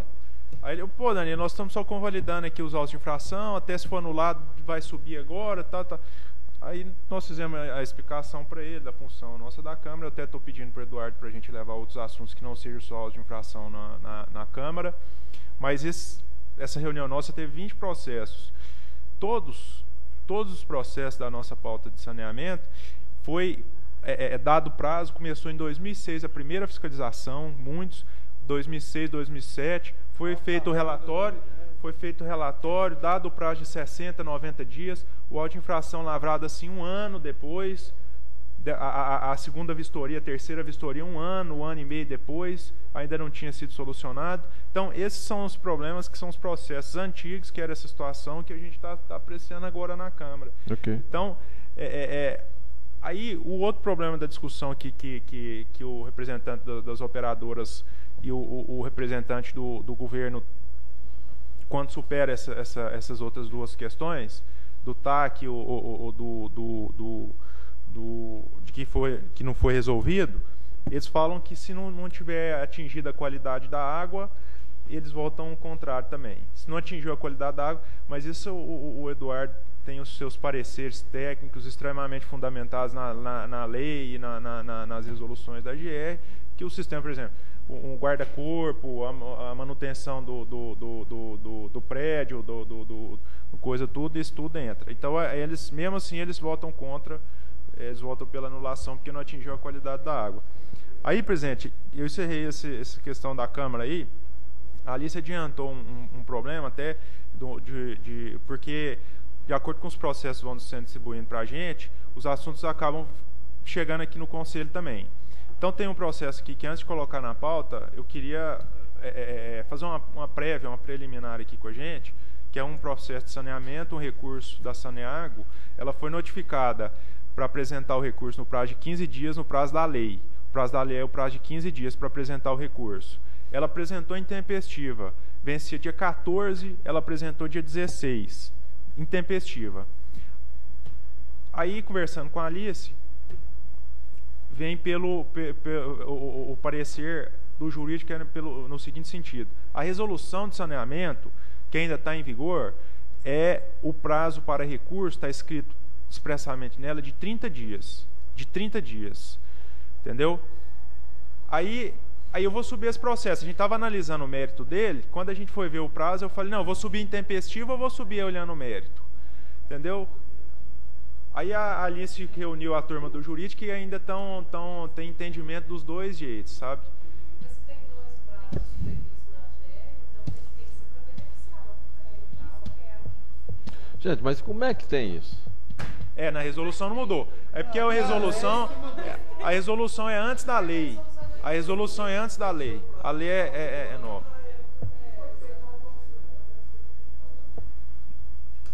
Gente, tem que corrigir. É o que a gente está fazendo com essa resolução, de medir para agora para frente. Mas é porque a resolução de saneamento está sendo revista. Toda. O vigente na época tem dois. Ainda tem o de 30 dias na resolução, que é inferior à lei, e a lei é de 15 dias. Só que é questão de bom senso. O que a gente vai adotar? A gente pode prejudicar a parte interessada, sendo que a própria GR concede um prazo maior. A questão é de bom senso mesmo, e isso tem que ser considerado. Bom, ok, né? Porque vai ter outros processos que vão subir sim. Ué, tem que esperar o parecer jurídico lá para ver. Não, eu acho, nós não podemos. No mérito. É lógico, nós não podemos prejudicar, se tem na resolução 30 dias, Então eu vou subir entrando no mérito. Lógico. Lógico, se não tem. Nós não podemos. Se tem na resolução, tem que arrumar a resolução. Bom, gente, rapidamente aqui, que não gosto de fazer ninguém esperar, mas ontem nós tivemos uma reunião lá em Brasília com o secretário de Infraestrutura, secretário da cidade aqui de Goiás, Ministério Público e o secretário de Transporte, para ver sobre o problema lá do transporte lá do entorno. A coisa evoluiu bastante. Nós vamos fazer a minuta do convênio, levar pronta, nós do Estado de Goiás, Distrito Federal, vamos levar pronta para o governo federal, pode dizer, isso aqui é assim, assim, antes de acertar com os dois governadores, falar assim, assim, e convencer o governo federal de assinar essa coisa para a gente ter uma estruturação e fazer um estudo sobre o transporte lá, parecido com a região metropolitana aqui de Goiânia. Só que lá aqui envolvia só os municípios e o Estado, lá envolve os municípios, o Estado de Goiás, o Distrito Federal e o governo federal. Então, tem que fazer uma coisa que englobe isso tudo. O Ministério Público aqui, informalmente, que tem participado disso, eles ficaram de fazer isso para a gente e a gente colocar isso lá. Há um consenso entre nós de Goiás e o Distrito Federal, então, vamos fazer isso o mais rápido possível. Do nosso acordo de gestão, que nós assinamos com a Segplan e com o governador, nós estamos na fase agora, vai ter uma reunião quinta-feira para a gente definir os indicadores todos, tá? Todos os indicadores, e alguns a gente está concordando, outros não. Então nós vamos dirimir essas coisas para a gente começar a trabalhar em cima disso. E dentro disso nós já contratamos, vamos assinar o contrato agora, do Instituto de Pesquisa, para fazer a pesquisa aqui em relação à qualidade do serviço público em todas as áreas. Ok? Foi uma empresa de Minas Gerais que ganhou, a gente, o mais rápido possível, realizar essa pesquisa aí. Terceiro, em relação ao convênio com a CEFTRU, com a UNB, como eu disse para vocês, foi enviada a minuta do edital, do contrato, com os anexos todos para o sindicato das empresas operadoras. Eles nos enviaram ontem as sugestões deles, as propostas. A gente vai estudar isso junto com a UNB, junto com a CEFTRU, e chegando a não um consenso total, mas a um denominador, a gente vai discutir isso com o Ministério Público, Tribunal, usuários e tal, esse pessoal todo.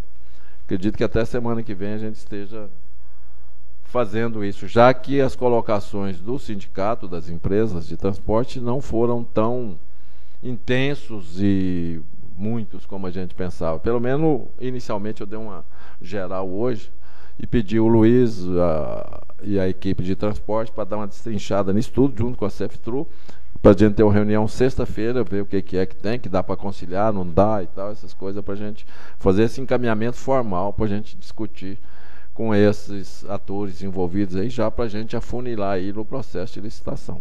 Ok? Essa é a programação. Nós estamos fazendo um aditivo no convênio, porque de antecipar algumas ações e de prorrogar, porque o próprio professor responsável lá pelo CEFTRU, ele me disse da intenção dele, já que, por exemplo, no mês de outubro agora acaba o prazo do convênio, 15 meses, mas a gente não vai ter condição de licitar até. Então ele quer fazer um acompanhamento e quer de todo o processo até licitar. Então nós estamos pedindo uma prorrogação de prazo e uma mudança no cronograma lá, uma prorrogação de prazo de 6 meses, para a gente concluir o processo licitatório que eles querem acompanhar juntamente com a gente, ok? Então estamos fazendo isso.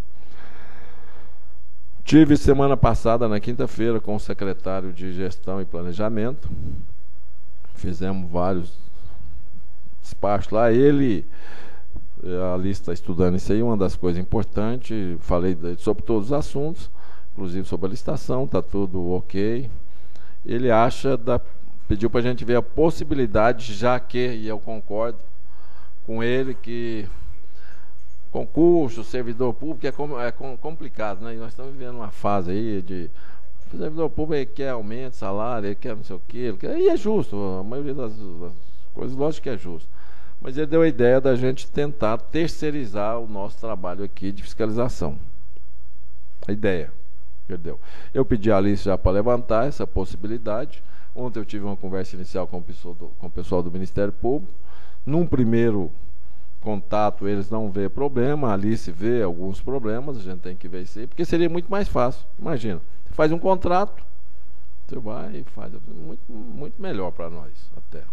Já que nossos fiscais, a grande maioria deles está com idade avançada, vai aposentar, tem um monte de problema. Quer dizer, vamos dizer, operacionalmente, em termos de administrativamente, seria muito melhor, eu acho. Mas a gente tem que ver se as implicações em relação a isso aí que a Alice está vendo.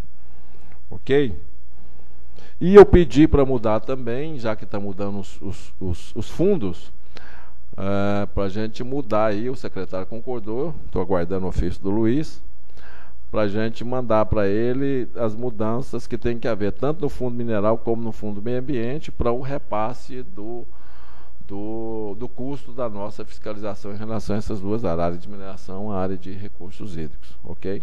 Ele não vê problema nenhum. E, segundo ele, é para a gente detalhar, mas segundo ele, com a mudança que ele já tinha proposto, os fundos vão poder fazer isso, com a coisa mais geral, mais genérica, ok?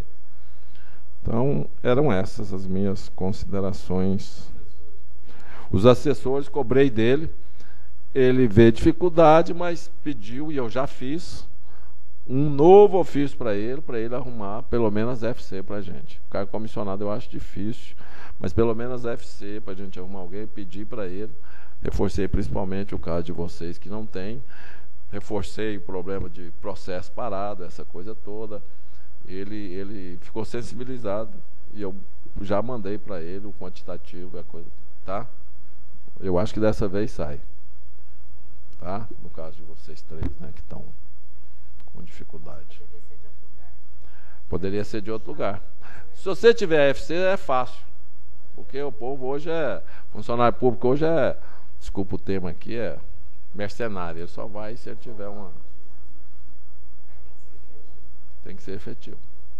Porque cargo comissionado, esquece. Isso. Não. Hã? Pedi de 1.300 a 1.600, que eu acho que é razoável. Vai trabalhar. Eu acho 1.300, 1.400, 1.500 reais, até 1.600 razoável. Quer dizer, tem muita gente aí que não ganha isso por mês. E seria um delta, um plus a mais no salário da pessoa. Eu acho que, vamos dizer, talvez possa não ser ideal, mas é uma coisa que é igual eu falei para o Feliz. Falei, não, Feliz, eu tenho uma FCI de 400 e poucos reais, vamos arrumar. Ele falou, difícil. Realmente mas... né? Então eu falei para ele, eu falo para vocês também, de 450 nós temos aí. Porque eu falei pro Feliz primeiro, porque vocês têm uma pelo menos, ele não tem nenhuma. Falou nada.